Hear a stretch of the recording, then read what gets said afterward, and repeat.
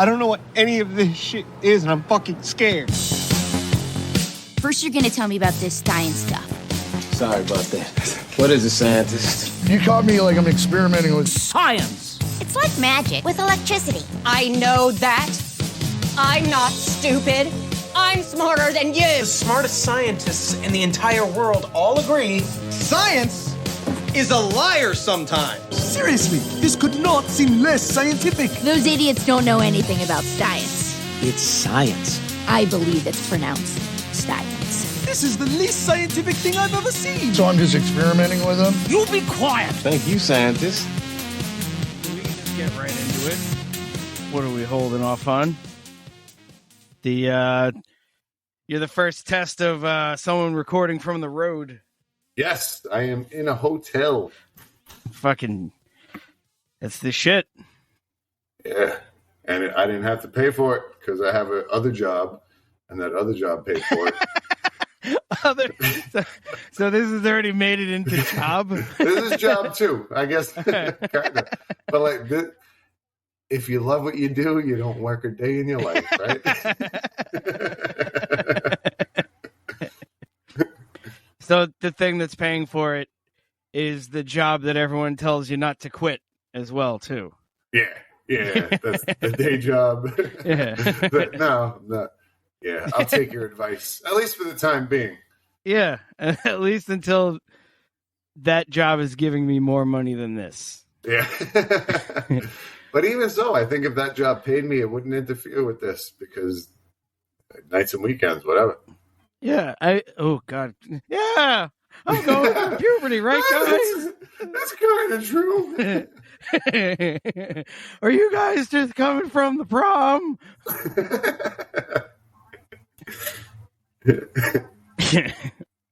I was thinking before, it would be great to do, I don't know if I can, but like a Dr. Steve Brule style intro to Who's episodes. Dr. Steve? Dr. Steve Brule, what's his name?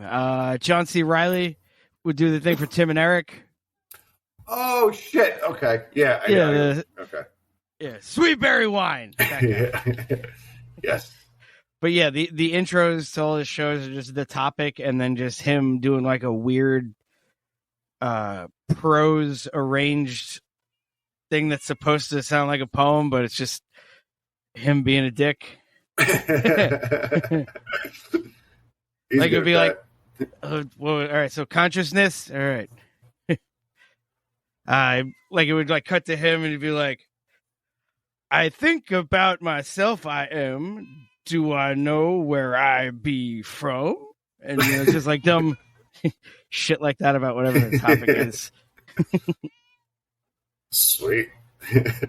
So I don't know if you know this about how he got that specific character. Tim and Eric wanted him to do something, and either they told him the name of the character, or he was just like, I have an idea, and then just showed up dressed like that for the meeting and just was in character the whole meeting.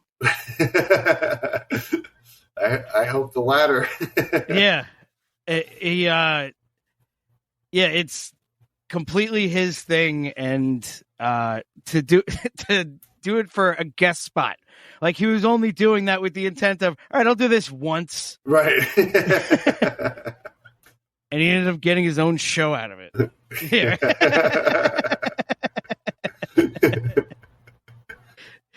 Very awesome.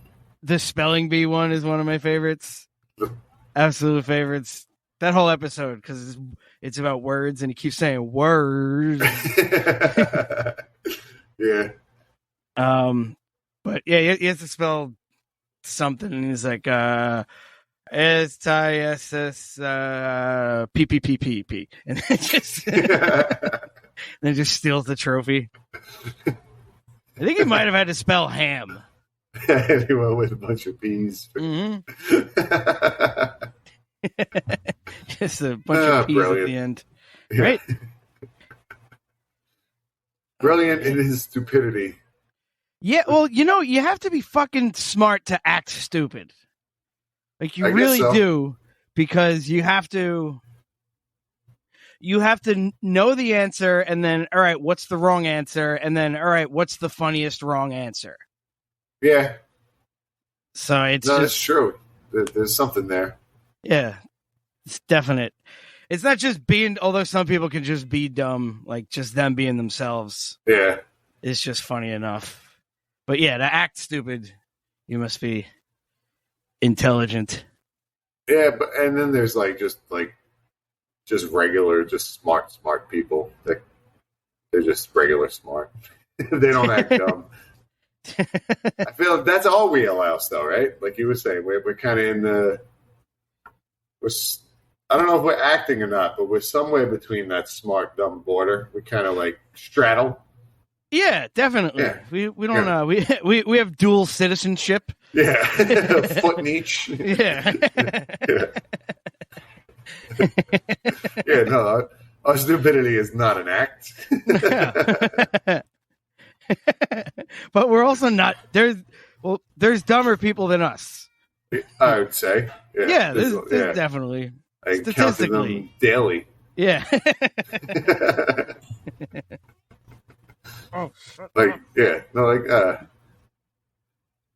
Just standing behind people in line. Like this is. You don't have to do it this way. You could just do it where you just like don't ask questions and have your money ready and get out of my life, right? Like them making you wait online for whatever you're doing, like whether you're online for food or the bathroom or something like that, and just somebody's holding you up. They're not even aware of you. Yeah. Like just the way, like a shark, like if a shark bites your leg off, like it doesn't think of you a second time, yet it's changed your life forever. Right. Same deal. If somebody sucks online in front of you, they're just doing their regular thing anyway, and you hate them for the rest of your existence. Right. Like they go home and complain about the person on the other side of the counter because they didn't bend to their whims, but have no idea that the 30 people behind them just would love to stone them. Yeah. Just with like not even that big rocks, like kind of small rocks. Yeah, just to get the message, get the fuck out of here. We don't want to kill anybody. I was definitely saying kill them. Okay. Like, absolutely kill them. Yeah. Like smaller rocks so it takes longer. Yeah. Like the type of rocks you used to like that people used to do their driveways with or still do, like where you get a good handful. And you really have to whip it. Yeah. Yeah. You could, and it would still take a while, and you could just huck handfuls of rocks at these people. Yeah. That's like the Robin Hood Sheriff of Nottingham approach. Just gut you with the spoon because it would hurt more. Yeah. I feel you. It'll hurt more. Yeah. I don't even know if he was trying to play like. I think it's just he was so good. Him and Tracy Ullman in that movie, like everything else is well, I guess Morgan Freeman was awesome also, but the sheriff and Tracy Ullman, every scene they were in was fucking amazing. If I can interject, yes, Tracy Ullman is in Men in Tights. Oh no! Something vexes thee. Who is the witch then that Tracy Ullman was pretending to be? I don't know that. I don't know who that lady is, but it wasn't Tracy Ullman. The lady that I think is Tracy Ullman was fucking awesome in that movie. She was. We'll have to Google that and put it in the corrections, which don't exist. Yeah, no, you Google that yourself because I don't care. You know I don't know names. We've established by now that I have no idea who anyone is. But that witch. Dude, I was getting ready to... Like, you jumped in with the movie reference and then started talking about who was great in it. And I was getting ready to jump in with, man, look at you knowing movie references and stuff. And then you said Tracy Ullman. And I was like, all right, well, I will take that back. I fucking swung hard, though, right? You did. You were so confident with Tracy Ullman. I called my shot. I was like, the babe, I pointed. And strike three. You took a big swing, and they said, "Sir, this is a football game." Sir, this is a target. And you've missed it. Indeed.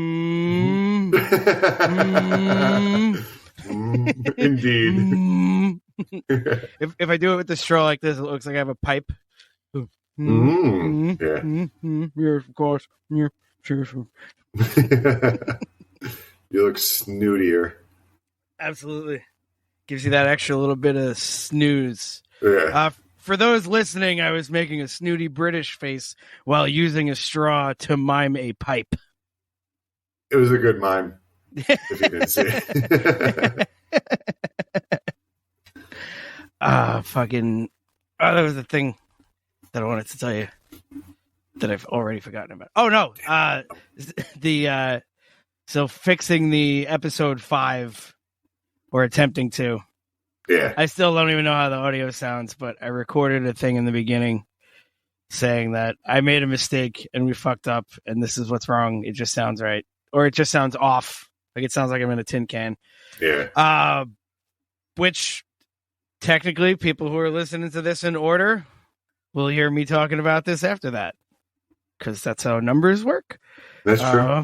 They do. But the best thing about it is it's me giving a preamble about made a mistake, hope it's not unlistenable, and we start off the episode talking like, yeah, dude, this is the episode where we're overconfident. Like, it's incredible. I remember because you said, and by the end we'll find out that we crashed and burned or whatever. Yeah. And yeah. Lo and behold. Yeah, it was absolutely perfect. Yeah. There's the confidence curve. I forget what the hell it's called, but there's that, like, when you learn a little bit about something, you get super confident, and then when you learn a little bit more, the confidence drops, and it's not until you're like really an expert that the confidence goes back up.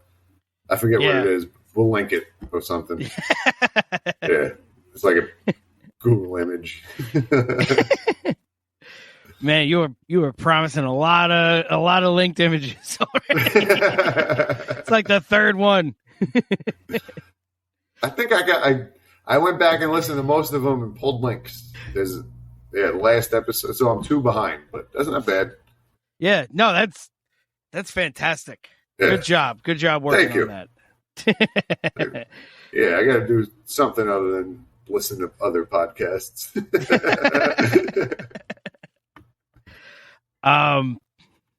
And speaking of, as we get into this topic for today, I've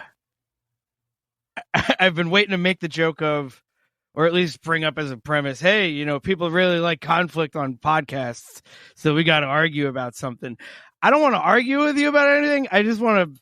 There were times that I was reading articles and things about the AST or the theory, the schema theory, whatever it is. Yeah. And I was reading things, and I'd have to click on other things to figure out what other words meant. And I was like, man, I really want to fucking fight you right now. Fight I'm down with, but like argue, I think if you argued with me, I'd just change my stance immediately. So like, yeah, I'm down to like grapple.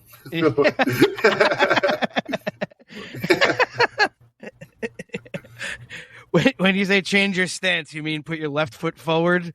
Like, no, like scientists say this is how it is, and you're like, I heard this. I'd be like, well, then I don't know. I'll have to go back and research. Immediately. You're probably right because I don't. Yeah.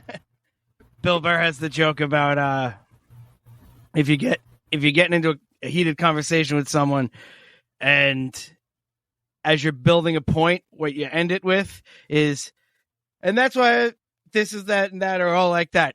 And if you can't do the math on that, then I can't help you. So, you're just putting it entirely on them. Right, yeah. It's like, motherfucker. Yeah, you got to think about that. And I'm going to go on with my day. But yeah, holy shit. There's so much. Yeah, a lot of vocabulary on this one. But I can see how it's related to computers and stuff, so that could potentially help you with making analogies, right? I would think. Getting real meta right now. My bad. Hopefully.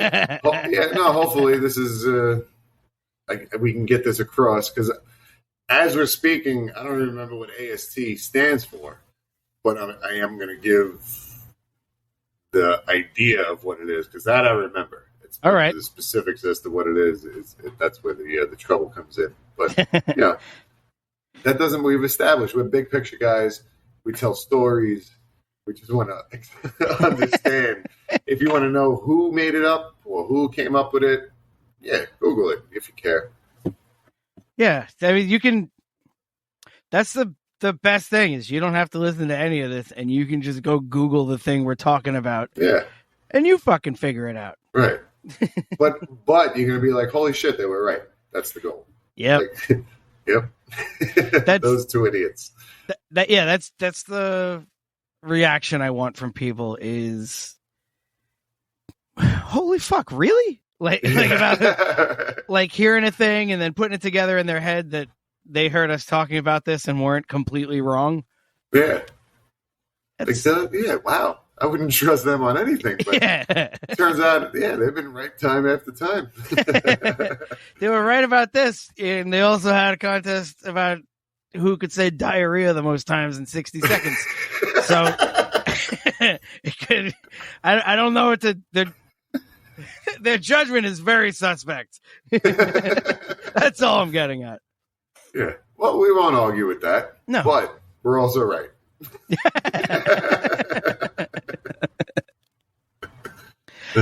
So I don't know if this is connected to it, but I thought of it while you were telling the story. It does have to do with the brain, but pattern recognition. Mm-hmm. Like I didn't even I had an idea of what it was, but I didn't have a term for it. And then I heard Neil deGrasse Tyson. Yeah, sure. That's how I'm saying his name now. Neil deGrasse Tyson talking about that, and that's how that's how they learn to read the stars. It's recognizing that something was different every time we see this star. The sun comes back up again, or the sun is in this part of the sky, and we can grow shit. And that's one of the huge stepping points for evolution of people. But I will counter with that. It's also the problem with everything is pattern recognition, because pattern recognition is religions, at least initially. It's like, oh, I did this and then this happened. Oh, I prayed on this day and then this one good thing happened. So let me do this every single time. It's superstition. I don't wash my socks and we win games. Yeah. That's 1,000%. It's you're trying to see the pattern versus what you're actually seeing and creating or compiling data based on it. Hence why people think that the earth is hollow and there's lizard people in it. Like, conspiracy theory comes from that fake pattern recognition. Like you put enough pieces together where it makes sense. But and our brain is also very good at confirmation bias. Like if you start to think a certain way, your brain is very good at dismissing evidence that what you're thinking is wrong, and very good at soaking up the evidence that what you're thinking is right. So confirmation bias plays a big part in why Twitter is how it is. And I've definitely had times that I've done that I've been able to look back on it afterward, and it's your brain is just like, oh no, here's the one bit of evidence I need to make the case to keep your brain going in this direction and thinking this way. And just dismiss every other bit of all the stuff that would counter it quite reasonably. Yeah, I think it's very important to recognize that your brain, all of our brains suck. They're very flawed, and people put reliance in what they perceive to be the absolute truth when it's not. Like I've been laying in bed right before I fall asleep, just completely quiet, completely black, and I hear Chris. Nobody said it. It's just my brain imagining some shit where there was nothing that shook my eardrum, but the same thing happened and made me think it. Yeah, it's it's like firing from the inside. Yeah. That's fucking crazy. Your brain's a fucking liar. Oh man, it is. It's the worst. Yeah. It's unbearable. Right. Like it's so unbearable that I have to reconcile the thought of using the word bear with a negative connotation. Bear is supposed to be good. Yeah. Fucking good bears. Mr. Good Bear. Yeah. That's my favorite chocolate bar is Mr. Good Bear. Fred Good Bear. Nice to meet you. Not with peanuts, with honey. Trying to Honey make and this salmon. Mr. Good Bear. Mr. Good Bear.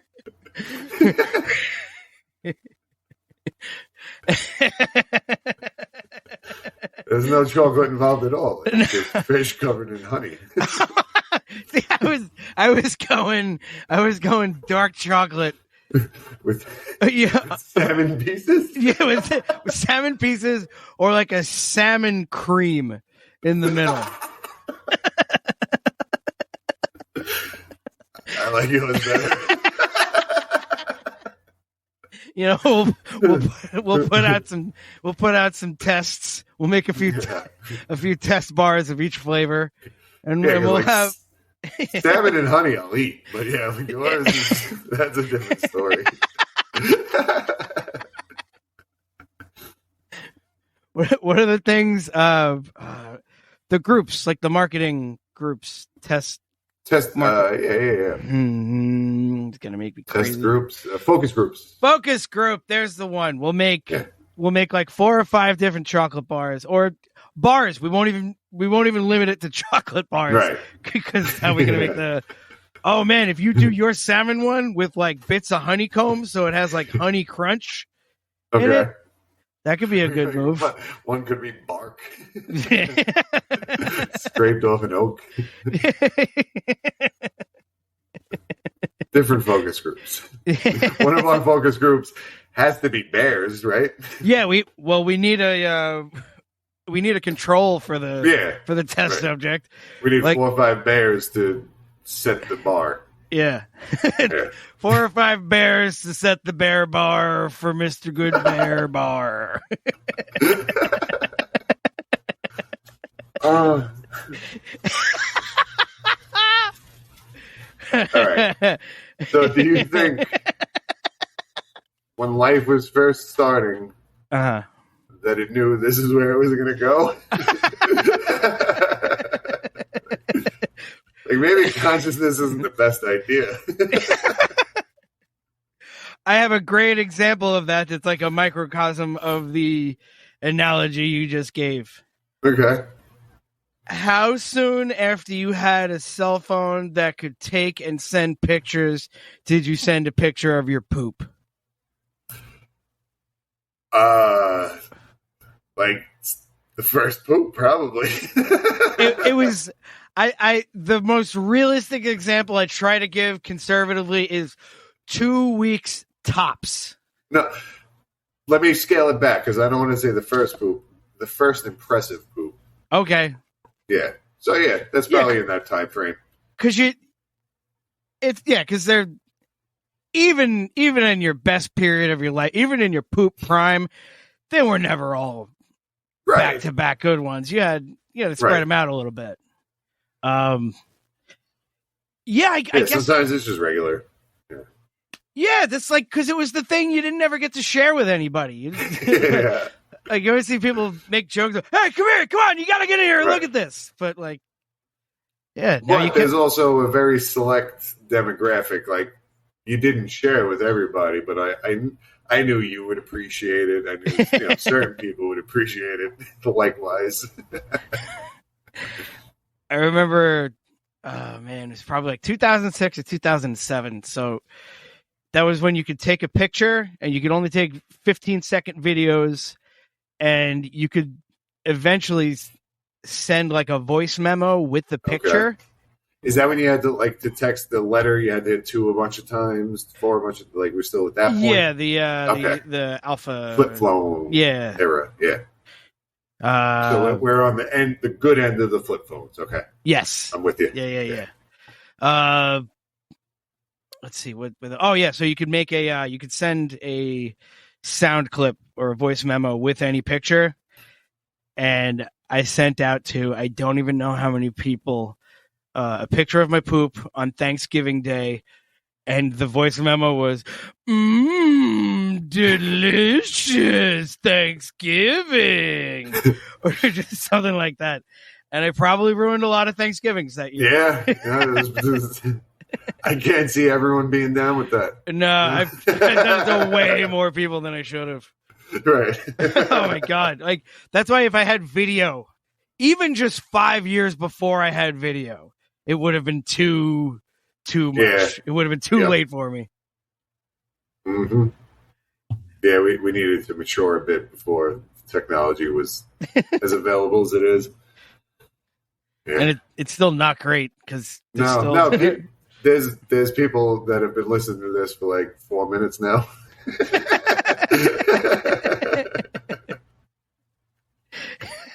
Sorry, but what are you gonna do? And by the way, though, to bring it back even further, how incredible would it be to go back in time to whisper into Thomas Edison's ear on his deathbed to just go, I know you stole everything from Tesla. And the telephone you came up with, people are going to send pictures of their poop to each other individually. And just that's it. Yeah. And that his dying thoughts are to try to process all of that, because it's like that sending your poop stuff sounds ridiculous. That's the craziest thing I've ever heard. But they know I stole shit from Tesla. Right, yeah. So we're going to tell everyone that your black assistant really did everything and you're a piece of shit.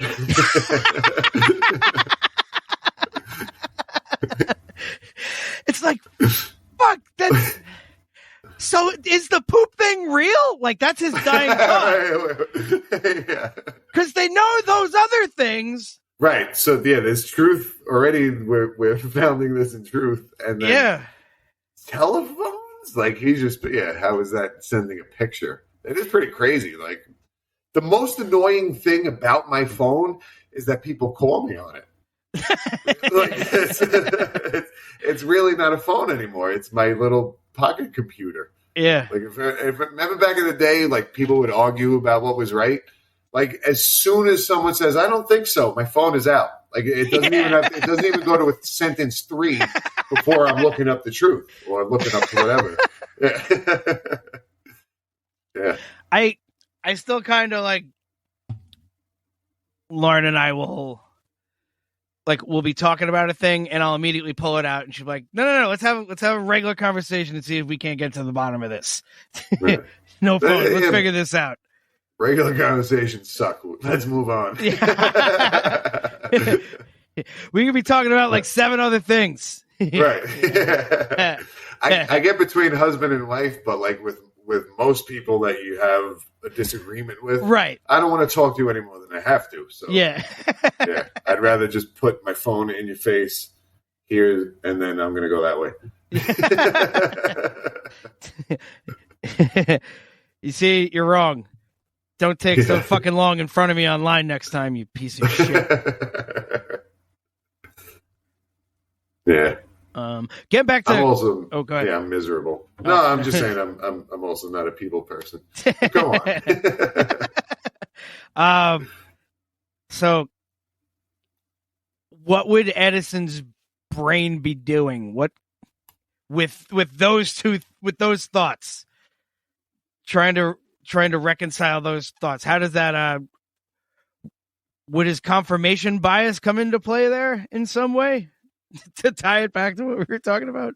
I guess so. There would also be some kind of almost a model of himself where he's kind of like picturing himself as something other than himself and thinking if this happened to that person, this is how it would go. And coordinating that at the same time with his current experience, saying, this is happening, it matches up to my model, so this is okay. It seems like this would be real, and kind of grasping reality from that. Oh, man. Yeah. That is an elaborate sentence. I don't know. Yeah, there probably should have been some pauses in there, some commas maybe, but that is the idea. They got a pauses button on their phone with whatever they're playing this with. Yeah. Let them do the pauses and rewinds. They probably have you hit the back 10 a couple times. Here, listen again, because it is true. we should start a conversation and then every 10 seconds go back 10 seconds, like so nobody has any idea where they are. You listening again? So anyway, yeah, Edison. Let's. It's significantly easier to do that with GarageBand, but no, let's do it live. Yeah. Let's be like Fart Barf Drums and be like, nope, we're doing this shit fucking live. This is going to be real. Authentic. No, consciousness is fucking crazy. There is... I'm going to dive into it now. There's what they call two problems when it comes to consciousness. There's the easy problem and there's the hard problem. Those are misnomers because the easy problem is fucking hard. And then the hard problem is, I don't know if it's solvable. It's like on that scale. But so the easy problem is, how did consciousness evolve? Why did at some point something that went from turning methane into carbon dioxide and sulfur, or I don't know, I probably got the chemical shit wrong, but there was just some kind of biochemical equation or biochemical processes going on that turned into biology eventually, that turned into this, and that is just insane to think about, and that's the easy problem. So, yeah. What's the hard problem? The hard problem is, how does it work? What's it made of? Oh man! Because if you look at a brain, it's just neurons. It's just it doesn't matter what part of the brain you look at. The cells are all the same. They're just neurons. They're firing signals from one to the other. There's no one piece of the brain that zoom in close enough, because obviously the cerebrum, there's the frontal lobe, there's the cerebellum. If you're at a certain distance, yes, they look different. But if you zoom in far enough to a cellular level, it's the same shit. And all they do is fire neurons one between the other. So how does that network of stuff that really, there's no difference between them, but yet the frontal lobe is used for one thing, the cerebellum is used for another thing. It's like, that's the hard problem. And it's all just constantly communicating with itself. Just nonstop, just kind of. Yeah, and like we talked about with the whole, the brain only cares about the wavelengths that mean something. Like the amount of input that the brain gets, the amount of neurons firing and all that kind of stuff, it's insane that the brain is able to weed out what's important. And that's actually goes back to the earliest evolution, where neurons were firing, and in a sense, some were louder than others, if you can think of it as loud. They grabbed more attention. Like certain neurons firing certain signals grabbed more attention from the brain to say, hey, do this. And the ones that didn't say, move out of the way of that big fish, got eaten and didn't pass it on. And the ones that did get passed on. And, so those loud neurons got passed on to the other generations. And this is probably before fish. We're actually talking about almost like 1 billion years ago at this point, or upwards of 700 million, 750 million, around there. Man. But that itself had to evolve, where shit was just happening, and the shit that was helpful allowed things to pass on their genes, and the shit that wasn't got wiped out. Like it's already a crazy thought to just think of how much time it takes, just like, I'll say basic, like human interaction stuff to evolve. Like that takes thousands of years. Like the way people interact socially. God. More than thousands, but yeah.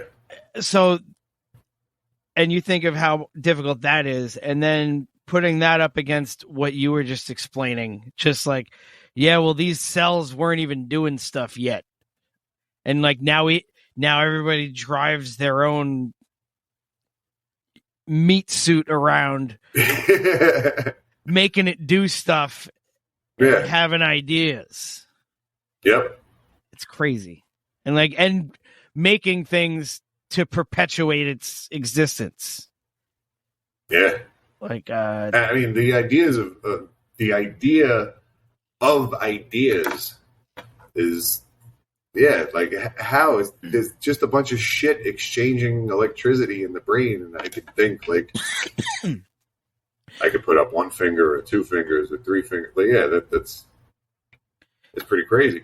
Because you go look at a jellyfish, for example. So this is like one of the earliest types of evolution. It's almost like a neural network where it's very basic. There's just these neurons that exchange signals.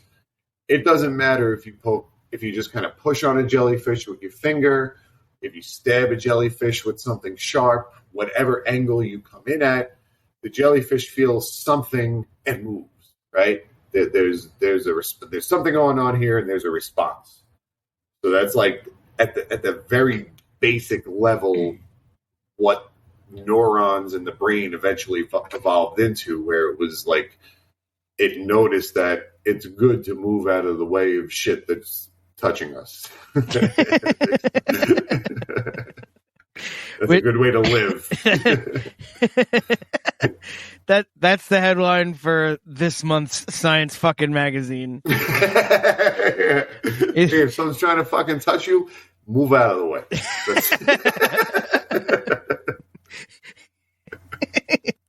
Oh, and it's just you like just one of those gestures. Like, I get out of the way. Like maybe like you in the Heisman pose. Yeah. You do what you gotta do. Get out of the way.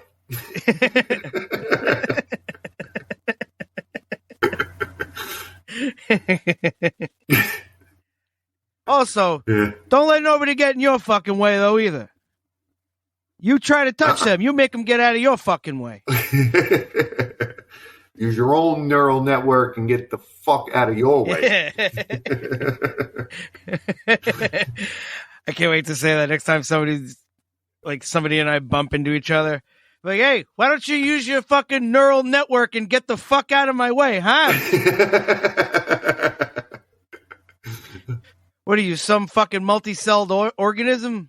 Yeah. For Christ's sake. That's awesome. So jellyfishes sounds funny plural. Yeah. But jellyfishes, I'll say it. So their cool evolutionary trick is moving out of the way and stinging people with long things. Yeah, I mean, they've obviously evolved somewhat from whatever the early ancestors were, but not that much. They've evolved other things, but as far as like the brain goes or the nervous system goes, theirs is very basic. It's just all kind of communicating, and it just does what it needs to do not to die, in a sense. But like from there, other things evolved, like eventually eyes, ears, all that kind of stuff, where and eyes, again, had to figure out all this information's coming in. This is what I care about. Eyes got very good at figuring out outlines of shit to know that, okay, this is where that shark ends and this is where that rock begins that I could get behind, you know. So But all of that information, again, it's all neurons yelling as loud as they can at the brain to pay attention to me, pay attention to me. And the brain eventually kind of evolved a core, almost like a center where everything reported into. So, like, in the beginning, eyes had their own neurons, ears had their own neurons, but eventually it got to the point where you heard something over here, and that center would say, pay attention to that, and be able to direct your eyes to that as well. So, like, that's not intuitive. That came eventually through evolution, through things, living and passing shit on. Fucking A. And it, like, yeah, to start out as just independent acting organs to turn into, like, the, like, extensions of one main organ that controls everything. Like, everything that has a brain evolved into it with a command center, like running the show for the whole thing. Yep. I mean, and even that is still so basic compared to what we can do now. I mean, eventually the idea of paying attention to something meant that center was going to focus everything on it. But imagine you're walking through a neighborhood that you're not comfortable with, and there's somebody walking behind you that you're not necessarily comfortable with just because you're uncomfortable. You can look forward, not look at the person behind you, but you're still paying attention to the person behind you in a way, right? Yeah, definitely. I definitely, like, you're focusing on behind you, like you're waiting. All your attention is on, like, what's going on, listening for stuff behind me, or all the skin on the back of you is, like, ready for something to touch you. 100%. Yeah, you just every sense that you have that you can divert your attention to, because again, it's all about. It's almost like, if anybody is, I guess, technologically inclined, there's things with CPUs called an interrupt, and there's different interrupt channels. One of those is Control-Alt-Delete. When shit's not going well and you hit Control-Alt-Delete, that always works, right? Well, usually works. That comes up on this interrupt list. That is higher up. Like, keyboard input is higher up, so it yells louder. It's kind of, think of it as a neutron that's yelling louder, so you're able to focus your attention on these particular signals versus other signals. So it is, in a sense, kind of a computer that cares about certain things more than others, depending on what would require more attention to help you not die. It always comes back to that. Yeah, that's who got to procreate, is the people who didn't die. Yep. Yeah, that's one of the main parts of procreation, is being alive to get to do it. Right. Any fish that wasn't able to pay attention to the big fish behind it got eaten. The ones that figured out, oh shit, there's something chasing me, I got to get in this rock, they were able to procreate and pass on that tendency. And that's why because of everything societally allowing for leisure time at all, allowed for thought to evolve, but also for people who would, instead of running from a tiger, would be like, I don't know if I like standing in mud. Yeah. What is that? Yeah, those people. And now those people get to keep breeding. Now they do, yeah. Yeah. Now there's definitely protections for that. And which is good, because I ain't going to be like, I would definitely live, because I'd probably get eaten. Oh, 1,000%. Yeah. 1,000% I'd get eaten. Yeah. Yeah. I wouldn't stand a chance. Like, I feel like the only reason I haven't gotten killed is because it's bad to kill people. And that's gotten through to enough people. Or at least enough of the people that I've interacted with. It's never guaranteed that everyone adheres to that rule. But I've lucked out. I've lucked out. Anybody that felt like they had a reason to kill me hasn't. No, so far, no. Yeah. The night is young. We still haven't fought. And the fact that you are able to picture yourself as, I don't know, someone that should not be killed. That's the next evolution of our brain, that we were able to then go, this is what I think I look like. It's called modeling. That's like the scientific term for it. Your brain can abstract a version of yourself that it expects, and then also compare that to what's actually happening. So the example that I read was, if you were to look through the left side of your eye and then just move your eyes all the way over to the right side, right? Mm-hmm. Your brain expects everything to pass by you. And then what actually happens is everything passes by you. So those two things combine, your brain goes, yes, this is what should happen, and what has happened, here's reality. And it puts those two things together. Oh, okay. So then... Yeah. So you expect, if I lift here's a test to do at home. Lift your hand up in front of your face. You would expect to see your face. Ball your hand into a fist. You would expect exactly that. Now punch yourself as hard as you can in the nose. I don't want to. Yeah, no, I don't either. Because you model, this is going to suck. Like, your brain can abstract that to take it. No, if I do, I know what's going to happen if I punch myself in the nose. It's going to hurt. And it's able to kind of, like, with that model, piece together, this is what I think my face looks like. And if I imagine something slamming into it, it's not going to be good. So I don't want that to happen.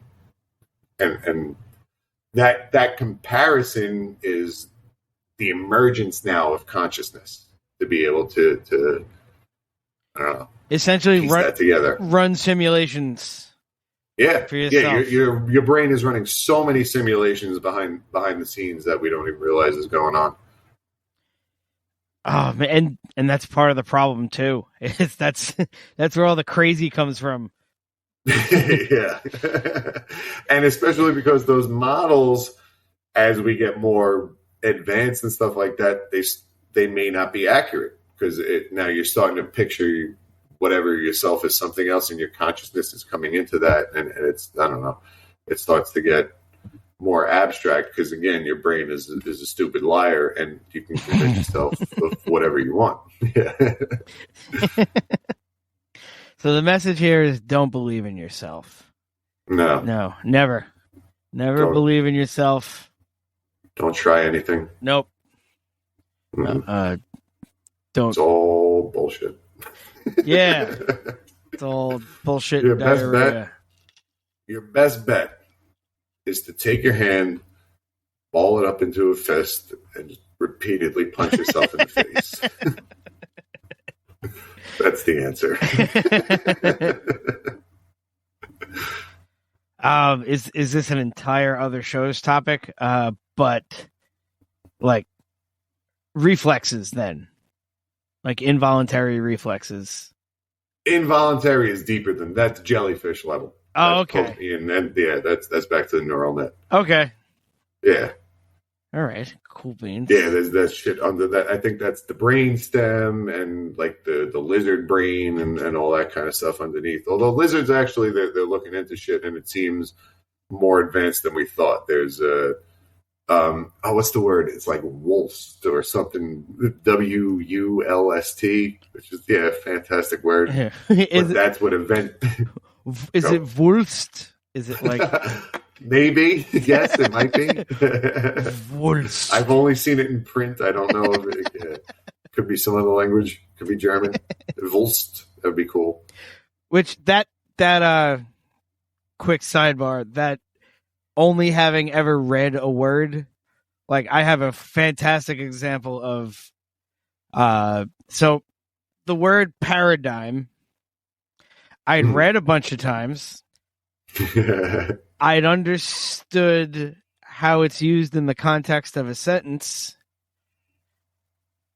but I never put it together with having heard the word paradigm, and was always like, it's got to be paradigm. Right. It has to be. Paradigm. Yeah. Paradigm. Actually, it's pronounced perigonum. Yeah. It's so a many Greek word. Yeah. But yeah, that was what? One. Yeah. I never put that together. Yeah. I never would have, like, even still, like, why aren't there more words that end in I'm that are spelled G-I-M? I-G, yeah. Yeah. Yeah. Right, G-I-M, yeah, G-I-M, yeah. Paradigm. Yeah. Oh, yeah, right. Dime, yeah. I-G-I-M. Whew. Funny smacks. I dig him. The Family Guy joke. I do not recognize the contraction of EM. I call them dig them. We used to say Texas hold them. Yeah. So clunky. I know. Like hold them, you could just gotta Texas hold them, but hold them. Like Rolls. Yep. Hold them. That sounds like it. Like if you're like a supervillain and people are trying to escape, hold them. Yeah. Texas is the supervillain's sidekick. Texas, hold them. And it's a fucking. It's a guy with a fucking 10-gallon hat and 2 6-shooters and a vest. Says yeehaw a lot.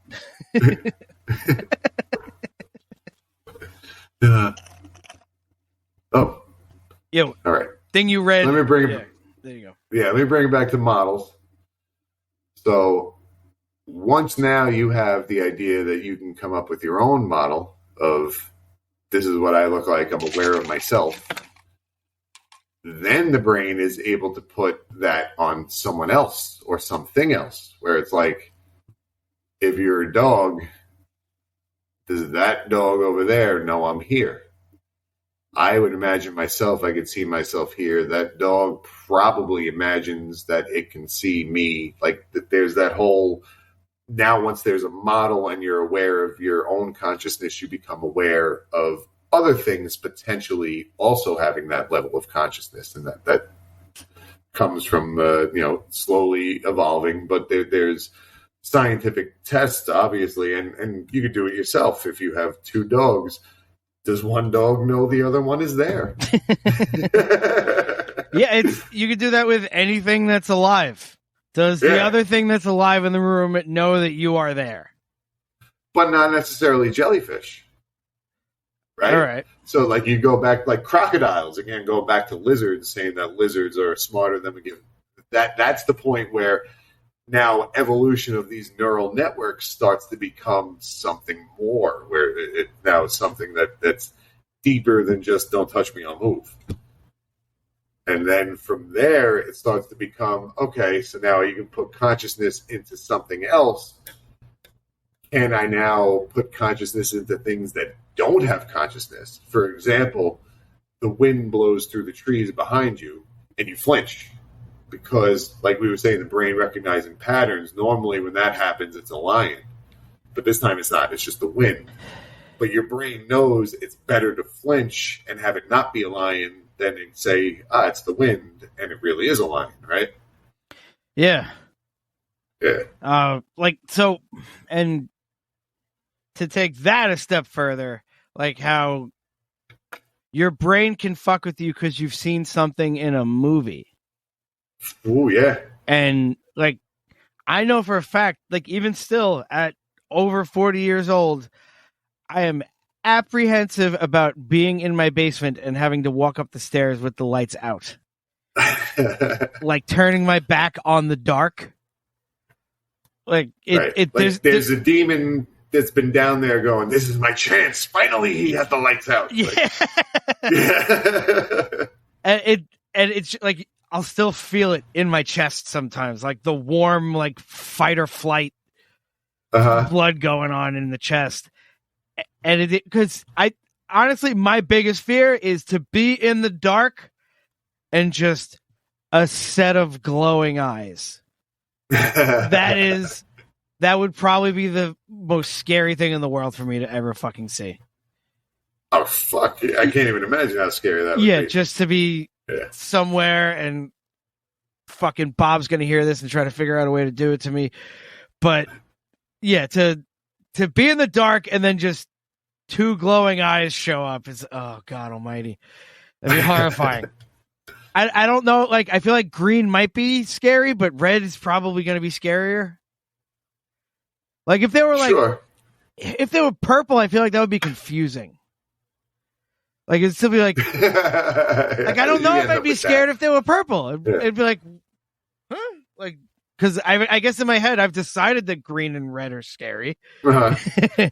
But like you said, it's all in your head. Because if you were to take a step back and think about it and go, all right, why are these eyes generating light? How can they see if the light is coming out versus the light coming in and reflecting and something sending a signal to the brain that it can transmute, right? Mm-hmm. So it's like, yes, as scary as that is in your head, it's completely in your head. Like, and being scared of the dark, it's only because one of your senses is turned off. So your brain is not operating as it usually does. But like, think about being a blind person. Imagine just being, they're not constantly scared. They just have their other senses are attuned. But I bet if you were to take a blind person and put them in a place with no noise, that would probably kind of freak them out in a similar way because it's now one of the senses that they rely on so much is off. Yeah. Holy shit. Yeah. There was an episode of we're watching that show, Only Murders in the Building. It's on Hulu. Okay. Steve Martin Short, Selena Gomez, I think. Anyway, it's pretty funny. It's a pretty well done show, but there's an entire episode because one of the characters is deaf between his scenes and then the scenes that the other characters aren't in, like to do a lot of his POV. So it's deaf. Just like you don't hear anything. Like it just kind of sounds like background noise, a little bit like subtle white noise. But while you're watching things happen, and I had so much anxiety by the end of the episode. I bet. I'm just picturing it. It sound, It was really, really neat. It was not to get too artsy, but it was a very brave choice. You know, they made But yeah, no, really, just picturing you talking about it, it sounds kind of like ooh, like the whole episode was just a lot of me going, just like repositioning myself and breathing heavy. Just like, why am I so uncomfortable? Yeah, it's just because one of your crutches is gone. One of the things that guide you through reality is unavailable. Yeah. Nope, that doesn't connect to that. All right, yeah. But the craziest part is we spent all this time talking about this shit. It's not even proven. This is just a hypothesis, that AST theory. There really is no way to prove it. How do you prove how the brain evolved? It just seems like it would make sense. But who the hell knows? Nobody really knows. Like I know there's also the Terrence McKenna stoned ape theory, which explains consciousness. I don't know that the apes started eating some psychedelics. Yeah, the apes came down from the trees and went into the plains, and there was feces on the ground and ate stuff off poop, ate psychedelics, and that allegedly explains why whatever the proto-human was at that point, the human brain at one point, or whatever the proto-human brain is, doubles in size over the span of 1 million years at some point, which is like ridiculously fast. So whatever happened during that time, but that is just one of the theories. Evolution of language definitely is a big thing, because that's probably been around close to 100,000 years, maybe like, again, 75,000 in that range, like getting up to 100,000 years, like some form of language. And even, I don't know if there was something before Sumerians or whatever the fuck the earlier language was. But just the idea so now you have this model of yourself where you're picturing yourself and you're like, this is colder than usual. My body feels cold. And you measure that against yourself. And yes, that's true. My body feels cold. But now I can say to you, are you cold? And you say, yeah, I'm cold. Just that connection right there to be able to like communicate that level of conscious. I'm conscious. I'm aware of this. Are you conscious and aware of this? Yes. Now there's that confirmation, and just like society as a whole can build off of that. And so like your eyes and ears are all your senses are just taking in information. Mm-hmm. But your mouth is actually giving out information in hopes to get more information back. Yeah. Like it's to verify. Yeah. It's not quite, and this may be a bit of a leap, but in theory, it's kind of like echolocation. Like, because you're pretty much just saying, hey, is that over there? And someone can be like, yeah, it's over here. It's like, fuck yeah. All right, cool. I'll watch out for that. Uh-huh. Except it's much slower, and it's like echolocation is obviously way cooler because you can just do the sonar ping out of your forehead and and then be able to beat up a room full of things because you're a blind lawyer. Yeah, right. In a red suit. Yeah. Daredevil has echolocation. Does he have echolocation? Is that how his shit works? I feel like it's like a hyper version of that. Like I think he can read like or hear shit like blocks away and stuff. He can hear heartbeats. Yeah. And he didn't get any like radioactive juice or anything like that, right? He just went blind.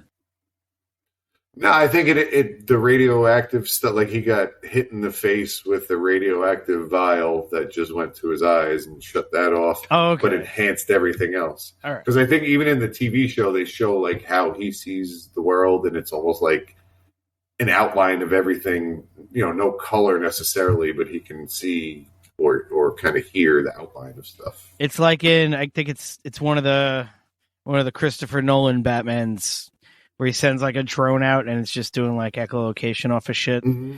Oh, it's in Dark Knight because he does that in the abandoned building where he fights the Joker at the end. Okay. Yeah. And with all the cell phones and shit. Yeah. Yeah. Yep. Cool. Exactly. Yeah. Nice. I'm amazed it took this long to bring up a comic book at any point tonight. Oh, and see, here we're circling back to how bad I am with names. One of my favorite comic book writers, I don't know his name, but he's the reason why Batman and Daredevil are so similar. Because when he worked for Marvel, he wrote the Daredevil comics, and then when he worked for DC, he wrote the Batman comics, and that's the kind of character he liked to write.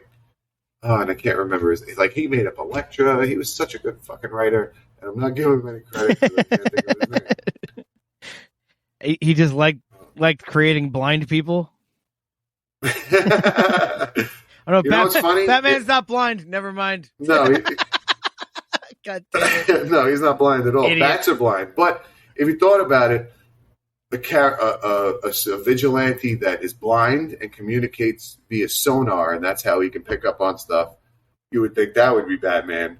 Versus a rich billionaire who does this shit for fun and likes to jump out of crazy bat copters and stuff. You would think that would be Daredevil, right? Frank Miller. There it is. Oh, okay. I had to look him up. Yeah. Frank Miller did Watchmen too, right? Yes. Yeah. Okay. He's fucking amazing. I love Frank Miller. All right. I just don't know his name because I suck. Well, I know his name now, so I'll remember that. Yes. Thank God for you. So I'm your name's lawyer. Yeah, I'll say, what's his face? The tall one? Yeah. And then you'll be, he means... Yeah. I step in and open my briefcase and have every name you're talking about whenever.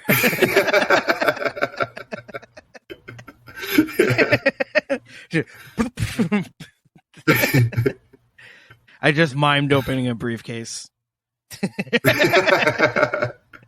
Yeah, they heard it. It's rough. You can't make the noise that a briefcase makes.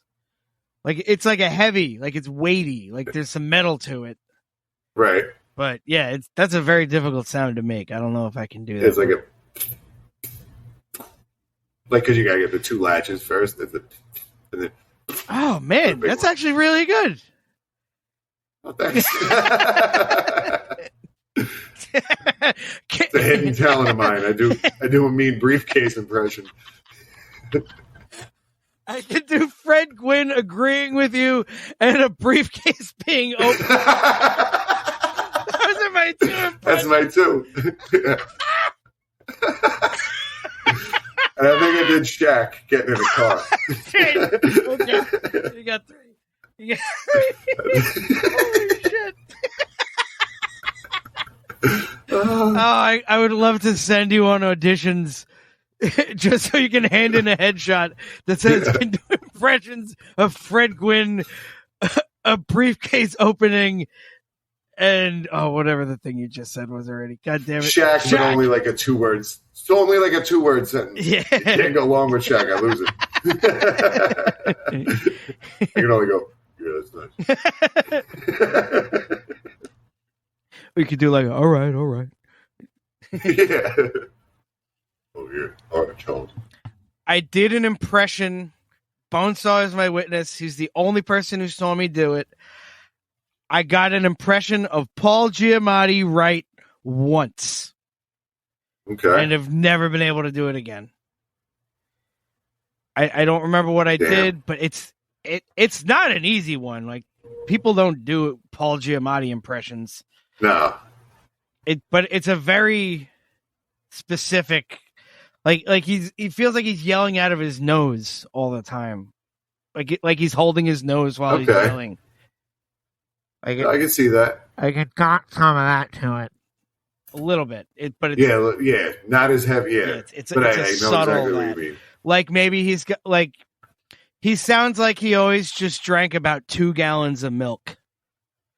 Like there's there's a little there's a little bit of it's a little bubbly. There's a bit more viscosity in his esophagus than he'd prefer.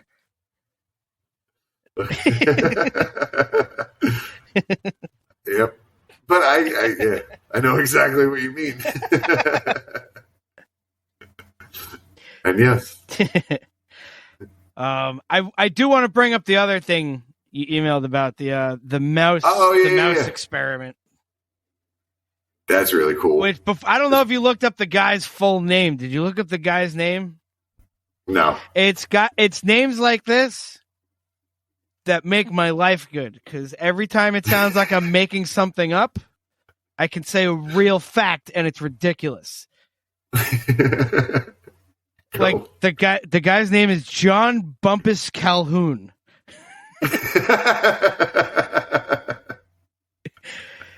Like, all I have to do is change the delivery on that slightly. Like, you'd be like, oh, who did that mouse experiment? It's like, oh, yeah, it's fucking John Bumpus Calhoun. It's like, you're not going to believe me at all. No. Right. Who did it? Come on, stop. Don't be that. No, I mean it. It was John Bumpus. His middle name was Bumpus Calhoun. John, don't call me Calhoun unless it's preceded by Bumpus Calhoun. It's a very long middle name. So, John Bumpus Calhoun did this a couple times. He made a mouse and rat. I think he did a couple different experiments, some with mice and some with rats. Paradise, basically. So where he had everything that they could possibly want as far as if you're... By the way, they don't know. There has to be somebody that suggested, why don't we call it paramice? Like, that seems like the obvious thing. But they don't let me name things, and that happens. So I they should. With that. Yeah, but... Let's name this episode Paramount. All right. What's good is it also gives the image of a bunch of mice jumping out of planes behind enemy lines. or a bunch of mice in wheelchairs just roll themselves around. What? Not lawyers, but they work with the lawyer.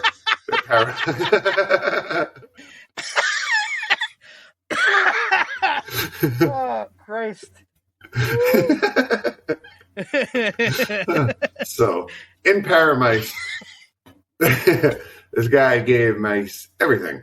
Like, as far as food, water, shelter, had little chambers for them, gave them a bunch of fun stuff, and they never really had to struggle. Over time, generation after generation, because mice, they don't live that long compared to human standards as far as this test goes, the mice slowly started to get a little bit more, I guess, lazy in some aspects, uncaring in other aspects. There were certain mice that he labeled as the beautiful people that would go up to these chambers that he had prepared, and they didn't do anything except eat, sleep, and groom. That was all they did. They didn't reproduce. They didn't engage in any mouse social activities or whatever the fuck mice do. Like there was none of that stuff went on, and they were kind of kept isolated.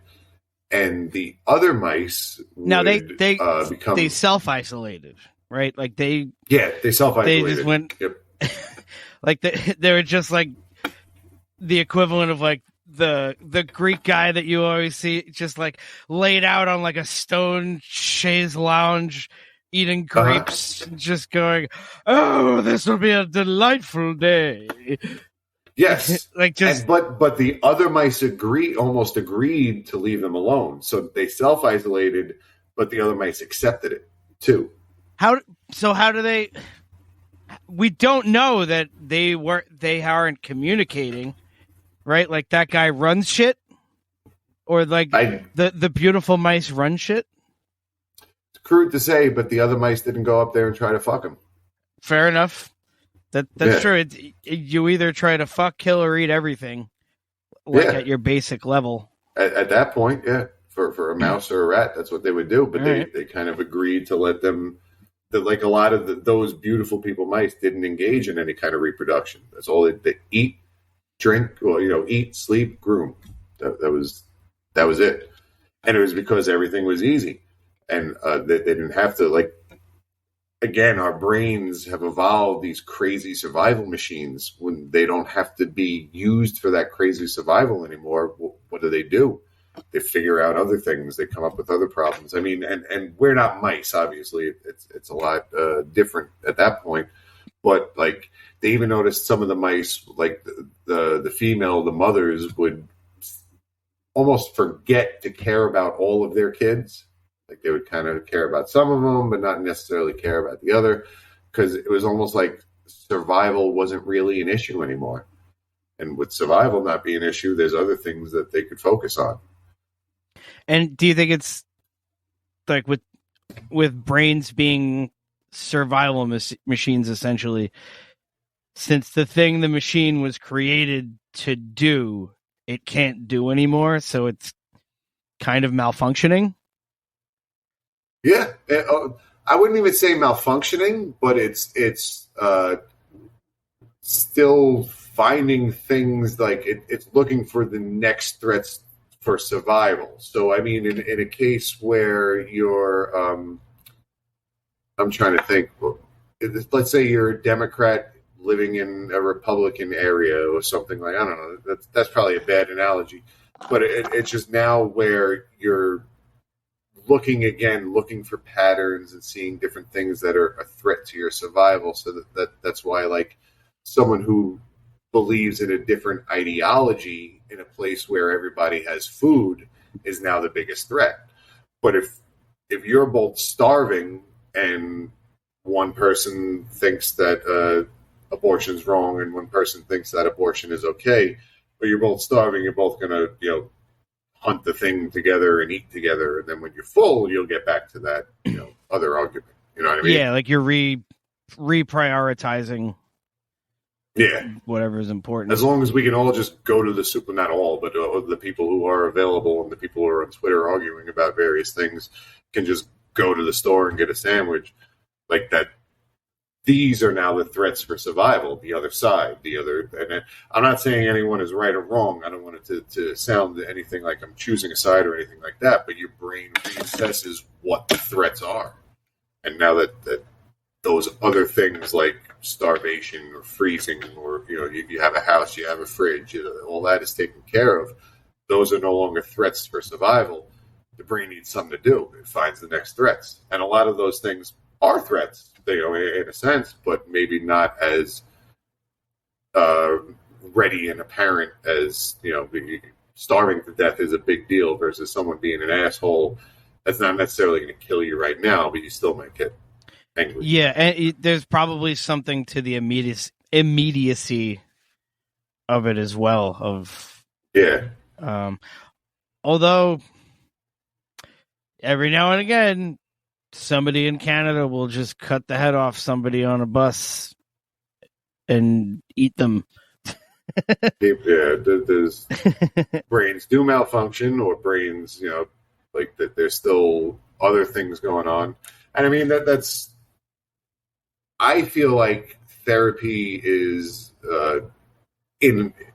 which is a good thing, is now becoming more of an accepted thing, because we're starting to realize that the brain is an organ, and organs have problems. And if you were to hurt your arm, you go to the doctor to check out your arm. If you have some kind of fucked up experience, like that's an injury to your brain. You should be able to go to somebody to fucking check on that and try to work on it. And maybe, you can't put ice on your brain, but you can try to, again, have you try to develop neurons pathways that go a different way or something like that, I mean, you can't put ice on your brain, but you can have some cool thoughts. Am I right?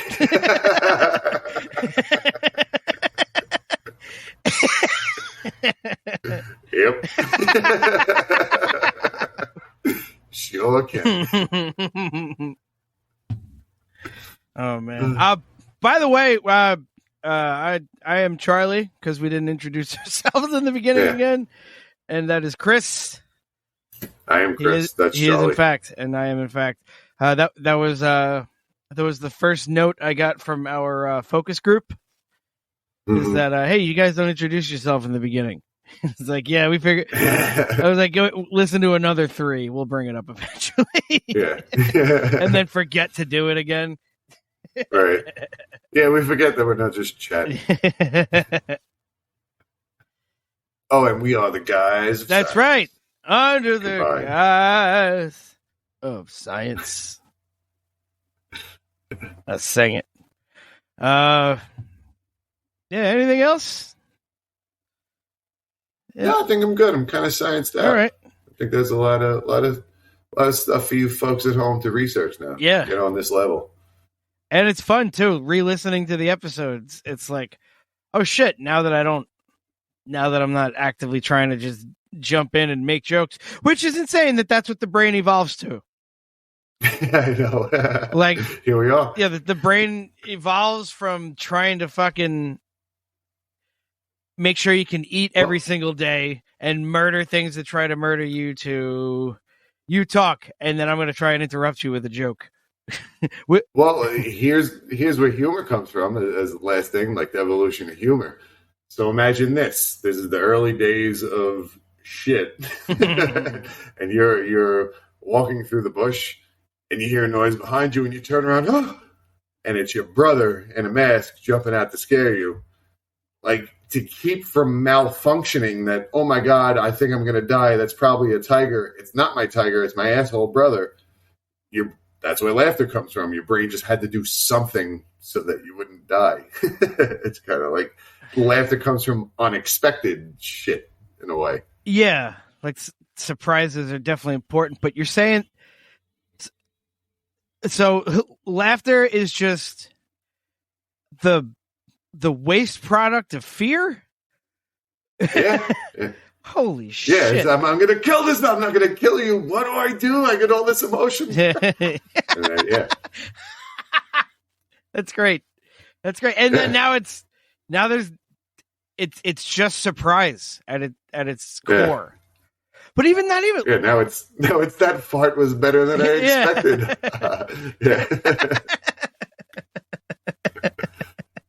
Yes, that I didn't think this fart was going to smell like this. Yeah. Oh, that's incredible. Yeah, I'm laughing because I knew you were going to say something, but I didn't know that exact sentence was coming out, and it hit in a certain way. Yeah. It is. Yeah, that's the root of it. But even like there's a book, The Science of Laughter, which a friend of mine was telling me to read at one point, and I never did. But he was like, just get ready to not enjoy jokes ever again for the rest of your life.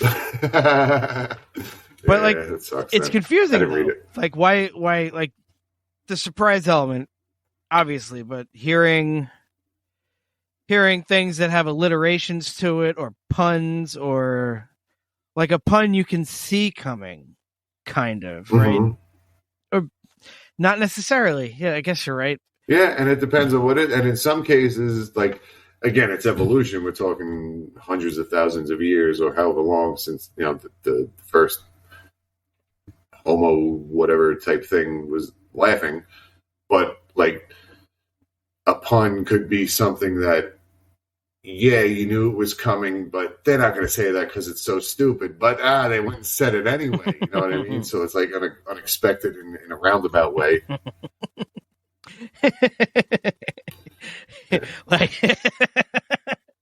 like a caveman was pulling the remnants from a woolly mammoth they ate, and he was doing a bad job. Another guy goes, "Hey, Ugg, look, Mug, he's boning it in right now. He's not even trying." Because he was like, I get the bones part, but we haven't invented phones yet. That's crazy. Right. I shouldn't get this joke at all. Right. That's the unexpected part. I didn't expect me to think that was funny. That almost feels like somebody who laughs too much. Guilty, by the way. Like just. It feels like a cop out. Like, well, I didn't expect it to be funny. Like it's weird, like that I could be laughing at everything because I'm so pessimistic about everyone's sense of humor. Yeah, that is an interesting way to look at it. I didn't think any of this was going to be funny, and I'm surprised. I thought this whole day was going to be stupid, and it wasn't.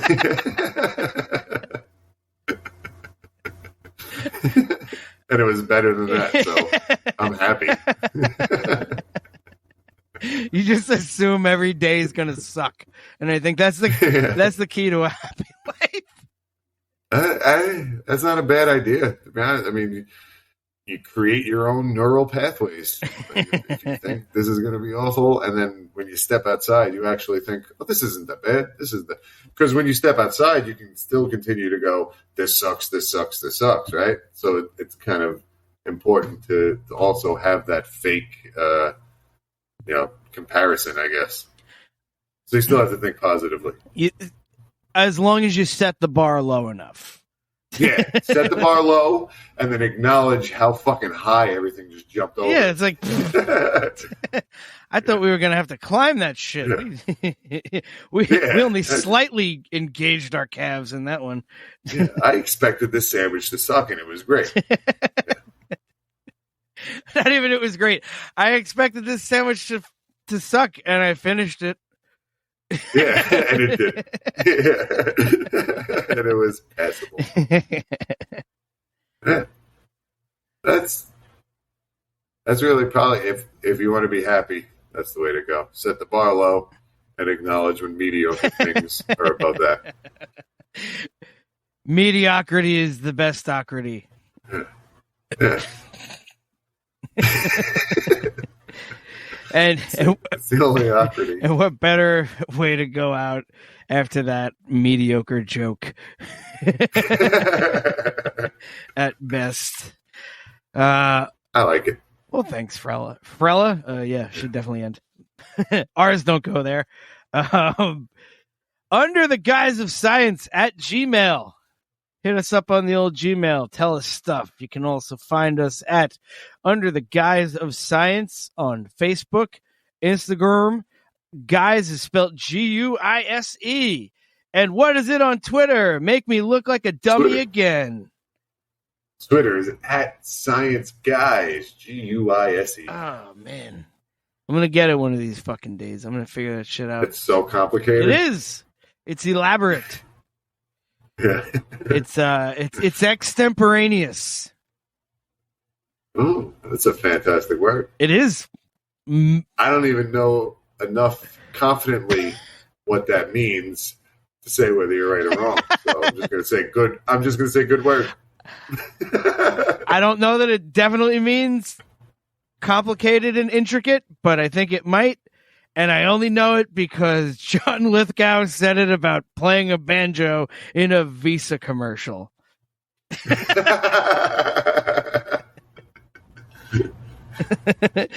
So we'll see if we can find that commercial and link that as well. All right. Anywho, look at us, back-to-back 90-minute episodes. Yeah, we went along again. We just got so much to say. Yeah, right.